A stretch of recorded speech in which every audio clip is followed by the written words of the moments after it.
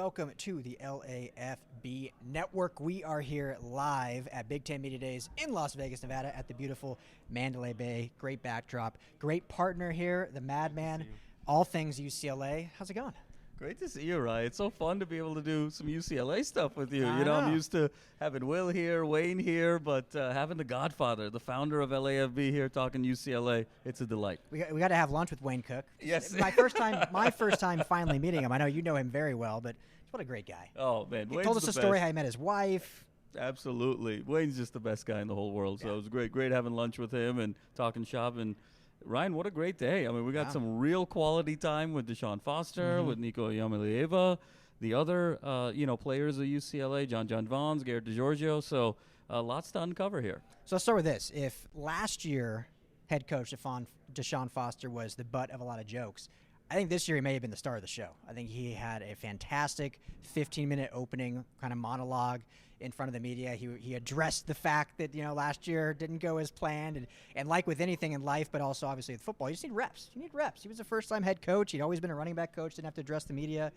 So obviously some nerves there. But I thought he knocked it out of the park. Your thoughts on just his kind of initial 15 minutes, and then we'll get into the juicy stuff. Oh, yeah. No, absolutely, Ryan. I think, you and I both had a chance to see athletic director Martin Jarman for just a few minutes there right before. And you could tell Martin was feeling very confident about what DeShaun was going to do. Yeah. And DeShaun came in there and just knocked it out of the park. You and I were both wondering offline, will he address last year? Will he make some fun of it?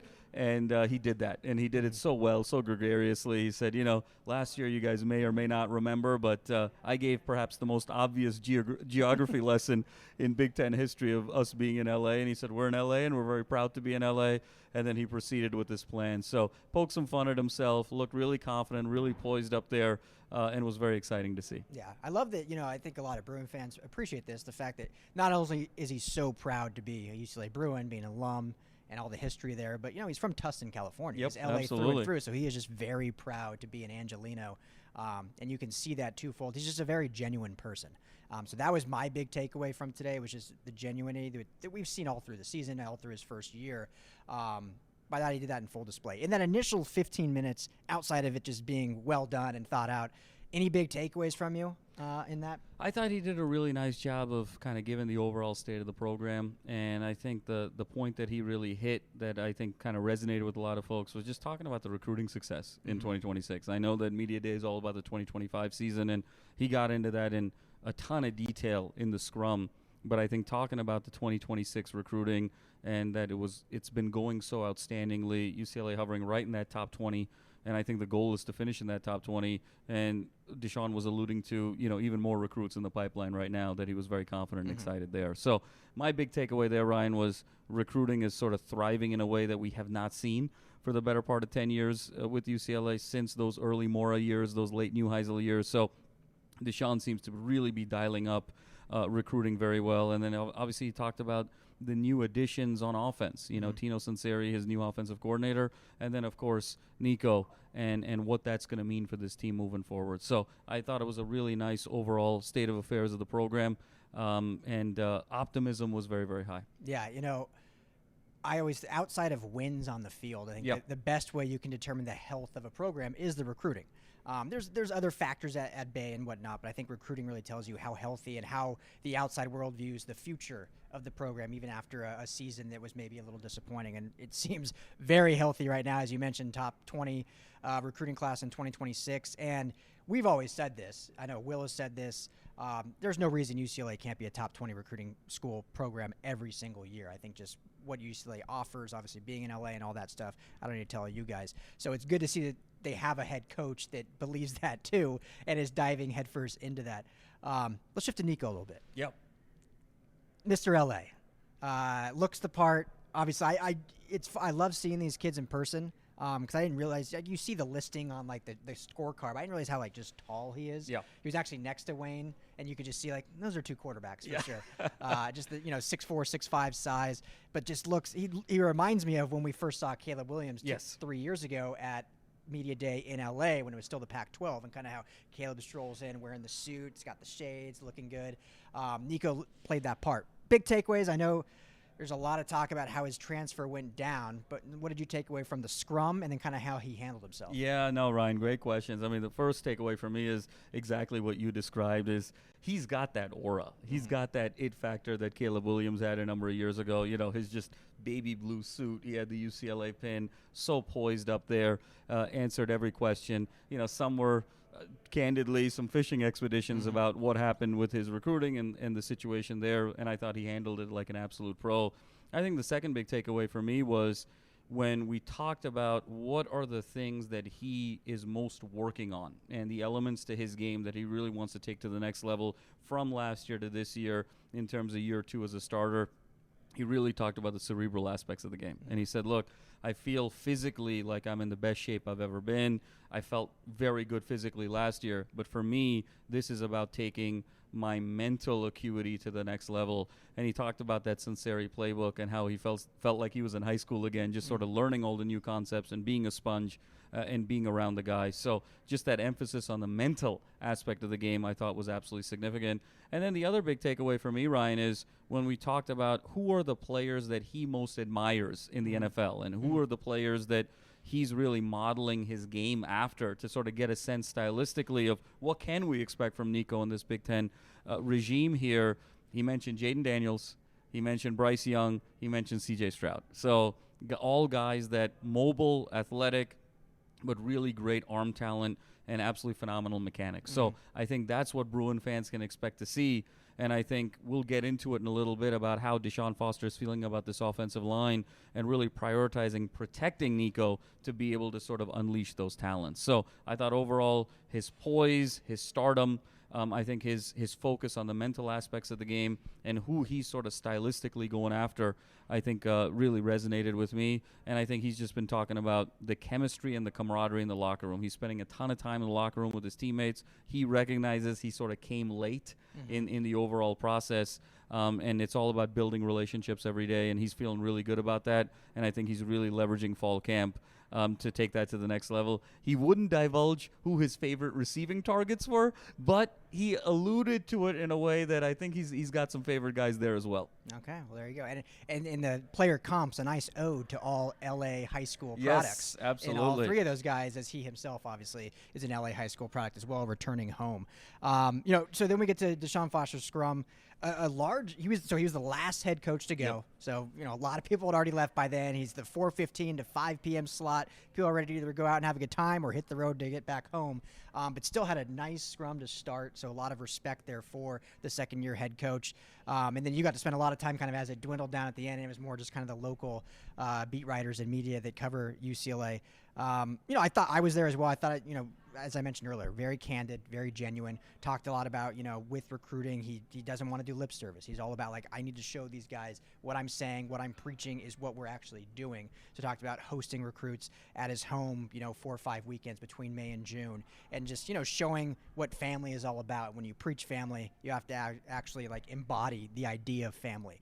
But what were your kind of big takeaways? Obviously, you asked a lot of very poignant football questions in terms of just, player availability and who's going to do what. What were you taking away from? Yeah, Ryan, I think to start with, the guys that I think he's really leaning on defensively. When you lose 4 NFL players to the draft in your front 7, there's a lot of talent that needs to be filled there. When you lose a Jay Toia, Carson Swessinger, Oladipo, a Medrano, those guys don't grow on trees. And so I think his emphasis on who he's leaning on to sort of fill that void and replace those guys, mentioned very emphatically. Gary Smith III coming off of injury, expecting a big year from him. Keanu Williams, expecting big things from him there. I think he's very excited about John Vaughns for the first time in his UCLA career being football only and deciding to sort of put the glove and the cleats away, playing a huge role there. And he talked about Kanye Clark as well as Devin Apu as being some guys that are returning to this program, really looking to put it all together to really fill that void defensively. And so I think that really resonated with me. He also mentioned Anthony Jones, the transfer from Michigan State, on the edge to set that edge. So I think those are the 5 or 6 guys that he's really looking to from a defensive side of the ball to sort of stabilize. I think the second big takeaway for me, Ryan, was talked a lot about offensive line. And we can talk about Nico all we want, and I'm paraphrasing DeShaun here, but it's all about keeping him upright. And he mentioned a great deal about Julian Armella and Cortland Ford coming in to really reinforce that offensive line. And he's just loved Armella and Ford in particular, taking such a huge leadership role in the locker room and really setting the tone for the rest of that position group. He's really expecting that position group to take a huge jump from last year to this year, which should be, music to Bruin fans' ears, given where things were last year. And I think some other takeaways, Ryan, I think he's expecting some big things from Hudson Habermel. We talked a lot about Matavao being a bit of the unsung hero of that team last year, and he was expecting Habermel to make the huge jump last year before, unfortunately, that injury took place. But Habermel's made a full recovery, and DeShaun's really expecting some big things there at the tight end position. And then we talked about Quasi Gilmer a bit as well. He's really looking at Quasi to make that jump. We really saw it at the end of the season in that Washington game and towards the end of the season. And he talked about Quasi having one of the best off seasons of anybody on the team. And so he's really expecting the sky being the limit for Quasi. And then my last takeaway, Ryan, is just DeShaun. You talked about the genuineness. And I think he just looks so much more comfortable in his own skin. And I asked him the question, what's the biggest difference between year 2 and year 1 for you? And he said, look, it's just everything's slowing down. And everything is the same now. Everything was new that first year. Now I kind of know what to expect. I'm comfortable with my style. I'm comfortable with my approach, my scheme. And you just saw a much more relaxed, confident DeShaun Foster. And I think it's going to be really exciting. He's expecting to win. He's expecting to win a lot. He wouldn't put a number on it, but he said, I'm expecting to win a lot. And I know that if we put the right product on the field, the Rose Bowl is going to be rocking again the way it was in the late 90s and early 2000s when he was dominating for the Bruins. Yeah, I think Vegas has the over-under set at 5.5. Yeah. I'm feeling over. Yes. I'm feeling good about the over for UCLA. A lot of confidence. And, you imagine year 1. I mean, imagine, and I don't mean this in any disrespect, but imagine a floor manager becoming a CEO of a major company. There's going to be some mistakes, some missteps. You got to learn and get those reps, and I think we're seeing that this year. So in the show, like we started it, if last year Bruins fans, after Big Ten Media Day, there was some uneasiness, some angst, I think this year there should be a lot of just excitement going into the year, because I think where the program's at, where the recruiting's at, where the returning players at, where the coaching staff is at, and where the maturity as terms of a head coach of where DeShaun Foster's at, I think there's a lot to be excited about. No question about it, Ryan. I think both in terms of this year being able to make a jump schematically, talked a lot about kind of Tino Sunseri and Ikaika Malloy. And then he also sort of talked about his recruiting approach, being so personal, talked about hosting so many players moving forward. So he's so bullish on this year in the present. He's also so bullish on the future. And I think he came back to it and said, look, 70% of the coaches at UCLA across all sports were former alums. And he really takes that community very seriously. And he said, he reiterated it today, is I want to be here for the next 40 years, he said. Earlier he would say 20 years. He sort of doubled down literally and said, I want to be here for 40 years. So you can see the love, you can see the passion. He's always going to be just a wonderfully humble and understated individual. But you see a guy who's very confident and comfortable in his own skin. And I think that's going to translate volumes on the field, particularly in close games. And I think he also talked about the power of going away from campus, in this fall camp, to really have this team come together and really have sort of a unique identity. That's another spin that he's done. UCLA's been on campus for fall camp every year the last 8 years. They're going to break that cycle to really build that camaraderie. So talked a lot about August 30th and the challenges that Utah also poses as an opener, new quarterback from New Mexico. So they're going to be watching the New Mexico film. They're going to be watching the Utah film. So he's very excited and knows that they're very, very prepared for August 30th. So lots to be excited about, Bruin fans. And we got to pack that Rose Bowl to really give DeShaun the support that he needs and he deserves. Yeah, hey, 40 years, he'll be touching that Joe Paterno, Bobby Bowden territory if the longevity goes there. So, but great time here in Vegas. Always a blast with you, Madman. That'll do it here for the LAFB Network in Las Vegas at the beautiful Mandalay Bay. Make sure to hit that like and subscribe to the UCLA LAFB YouTube channel, and you can find all of our Bruins content over at LAFBnetwork.com. For the Madman, I'm Ryan. Everyone be well, be safe. Talk to you soon.